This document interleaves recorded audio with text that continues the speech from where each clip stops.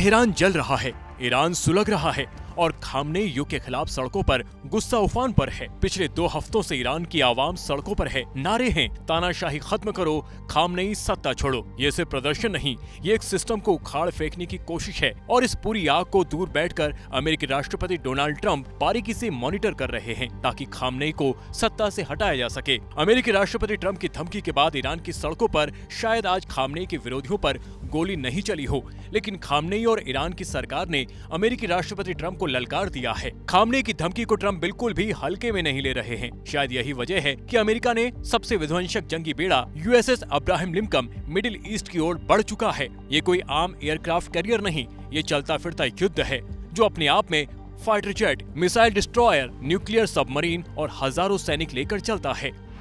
दुनिया पूछ रही है, क्या ये सिर्फ दबाव बनाने की रणनीति है या फिर एक और जंग का आगाज? ट्रंप की धमकी के बाद तेहरान की सड़कों पर भले ही गोलियां थमी हों, लेकिन ईरान की सत्ता ने झुकने से इनकार कर दिया है। ईरान के सुप्रीम लीडर अयातुल्लाह खामनेई ने अमेरिका को खुली चेतावनी दी है। साफ कह दिया है कि अमेरिका अगर एक और गलती करेगा तो उसे उसका अंजाम भुगतना होगा। यानी साफ है, अब पीछे हटने की कोई तैयारी नहीं। चीन से जुड़े सोशल मीडिया प्लेटफॉर्म पर सैटेलाइट तस्वीरें वायरल हो रही हैं। इन तस्वीरों के मुताबिक USS अब्राहम लिंकन फिलहाल साउथ चाइना सी में मौजूद है।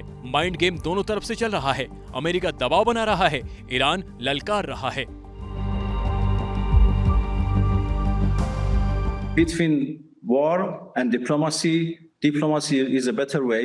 Although we don't have any positive experience from the United States, but still diplomacy is much better than war.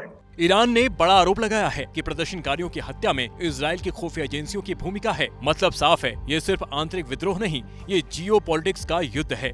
इस बीच अमेरिका और ब्रिटेन ने अपने नागरिकों के लिए एडवाइजरी जारी की है। वहीं अमेरिका के खतरे को देखते हुए ईरान ने हवाई क्षेत्र बंद कर दिया है। साथ ही भारत ने नागरिकों की सुरक्षा को लेकर अलर्ट जारी कर दिया है। अब कहानी में एंट्री होती है पाकिस्तान की। डोनाल्ड ट्रंप दुनिया के सबसे बड़े आतंक के ठेकेदार देश पाकिस्तान को ईरान के खिलाफ इस्तेमाल करने की तैयारी में है। जिहादी मुनीर अपने आका के इशारे का इंतजार कर रहा है, लेकिन पाकिस्तान फंसा है। एक तरफ ईरान की बिरादरी, दूसरी तरफ ट्रंप की नाराजगी। ईरान के हालात पर भारत में भी चिंता बढ़ती जा रही है। देश के कई हिस्सों में ईरान के समर्थन और ट्रंप की मनमानी के खिलाफ जोरदार प्रदर्शन हो रहे हैं। अमेरिका और इस्राइल ईरान में तख्ता पलटना चाहते हैं और वो चाहते हैं कि मौलाना खामनेई का इख्तिदार ख़त्म हो जाए और वहाँ पर अमेरिका का इख्तिदार हो या रज़ा शाह पहलवी के पोते को ला करके बिठा दिया जाए। क्या दुनिया में डेमोक्रेसी नाम की कोई चीज नहीं रही? क्या तानाशाही है? दुनिया एक रूल के अंडर है कि